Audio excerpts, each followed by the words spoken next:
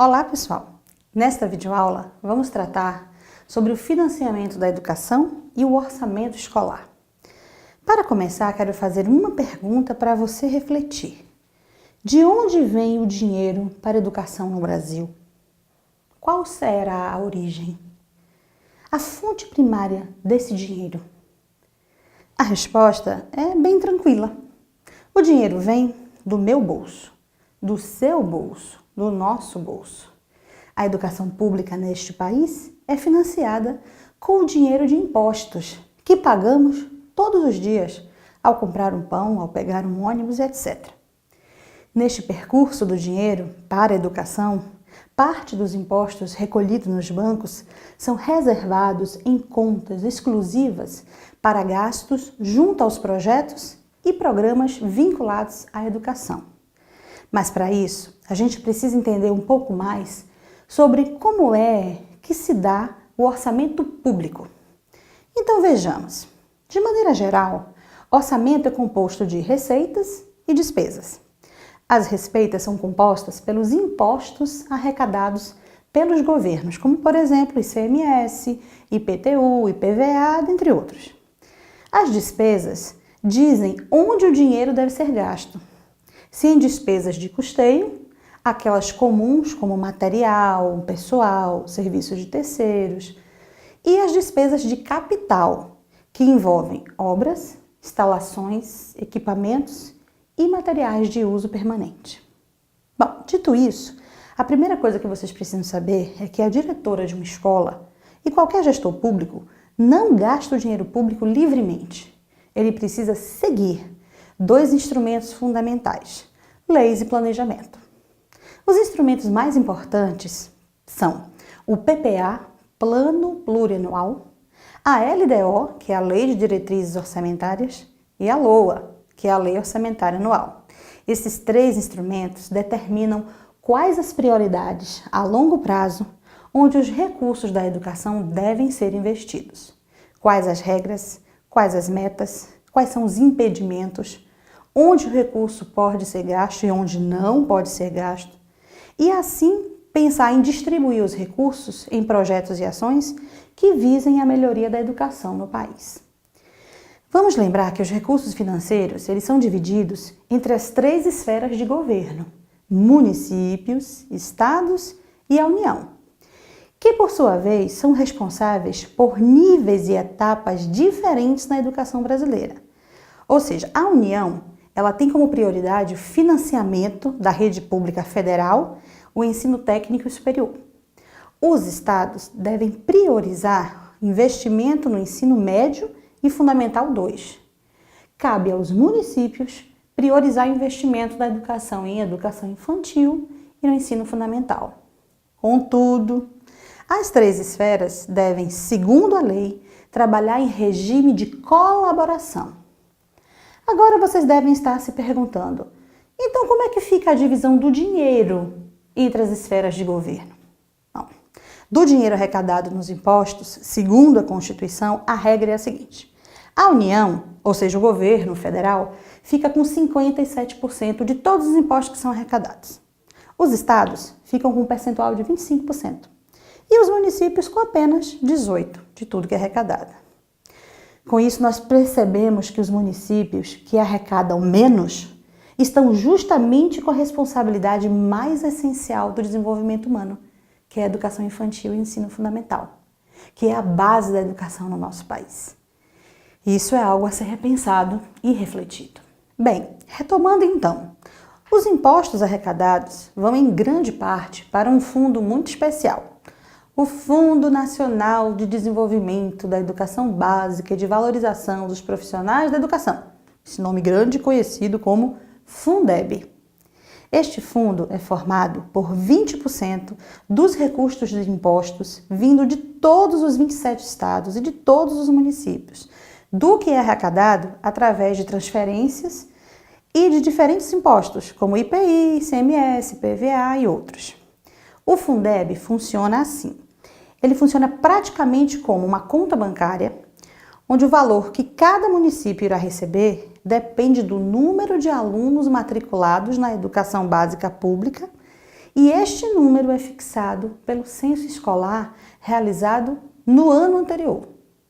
Caso os recursos recebidos pelo município não sejam suficientes para atingir um valor X, que é o valor aluno mínimo nacional estabelecido pelo governo federal, então o governo federal faz uma complementação para este fundo contábil. Agora, é importante saber que existem regras para o uso dos recursos do Fundeb. De toda a verba recebida, o gestor deve destinar, no mínimo, 60% para o pagamento dos profissionais do magistério em efetivo exercício. Os outros 40% ficam para manutenção e desenvolvimento do ensino. Isso determinado pelos artigos 70 da LDB. Neste artigo, a LDB especifica as ações nas quais os recursos podem ser gastos. Então, pode ser usado para capacitar pessoal do magistério e outros profissionais da educação, para construir, ampliar, reformar, equipar uma escola, pode aplicar em material didático, laboratórios, etc. Já o artigo 71 determina onde os recursos não podem ser usados, como, por exemplo, ação de assistência social, odontológica, médica, farmacêutica, de alimentação. Estas não podem ser consideradas despesas custeadas com recursos do Fundeb, porque elas não têm ação educativa. Bom, até aqui nós tratamos sobre a gestão financeira da educação nacional como um todo. Vamos agora falar mais especificamente sobre o trabalho do gestor escolar com relação ao orçamento recebido pela escola. Quando se trata de escola pública, para receber dinheiro e administrar esse recurso, a escola precisa ter uma entidade chamada Caixa Escolar. O Caixa Escolar é um grupo que administra o dinheiro da escola, composto pela diretora da escola, que é a presidente do Caixa Escolar, e membros que são eleitos em assembleia pelos alunos, professores, pais e servidores, para compor os cargos de tesoureiro e os cargos do Conselho Fiscal da Caixa Escolar. Esses membros devem ser pais de alunos, servidores, que participam ativamente do cotidiano da escola. E, portanto, discutem e deliberam quais as prioridades onde o dinheiro dentro da escola deve ser gasto. Mas, mesmo o Caixa Escolar sendo composto por pessoas da comunidade eleitas de forma democrática, e a entidade, ela não decide sozinha o que fazer com o dinheiro. É o colegiado escolar quem acompanha e decide como e onde a equipe do Caixa Escolar vai gastar o dinheiro e o recurso. Então, na hierarquia das decisões, acima do Caixa Escolar está o colegiado escolar. Uma das características mais importantes do trabalho do colegiado e do Caixa Escolar é dar publicidade à prestação de contas do dinheiro da escola. Esta prestação é feita mensalmente.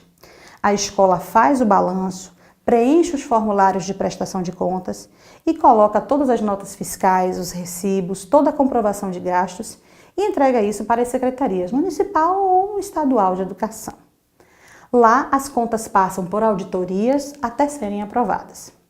Embora seja um documento muito sério e, portanto, fique guardado dentro da escola, a prestação de contas é um documento público e, portanto, qualquer pessoa, em qualquer tempo, pode solicitar acesso aos documentos e acompanhar o uso do dinheiro e do recurso que chega à escola. Um dos principais recursos administrados pelo Caixa Escolar é oriundo do PDDE. Já ouviram falar? Programa Dinheiro Direto na Escola. Com ele, o diretor ou a diretora pode adquirir bens, contratar serviços que melhorem a infraestrutura física, bem como para o desenvolvimento de atividades didático-pedagógicas das escolas. Os recursos do PDDE podem ser de dois tipos: recursos próprios para custeio e recursos próprios para capital. O que isso quer dizer? Quando o recurso é de custeio, o diretor ou a diretora pode usar para comprar material de escritório, papelaria, material de limpeza, suprimento de informática, ou seja, bens consumíveis que acabam rapidamente. Já o recurso de capital, ele deve servir para a aquisição de material permanente, para a compra de equipamentos e pequenas reformas que não ultrapassem o valor exigido de uma licitação. Onde a diretora não pode usar os recursos do PDDE, ela não pode usar em nenhuma ação que já seja custeada por algum programa do governo, por exemplo.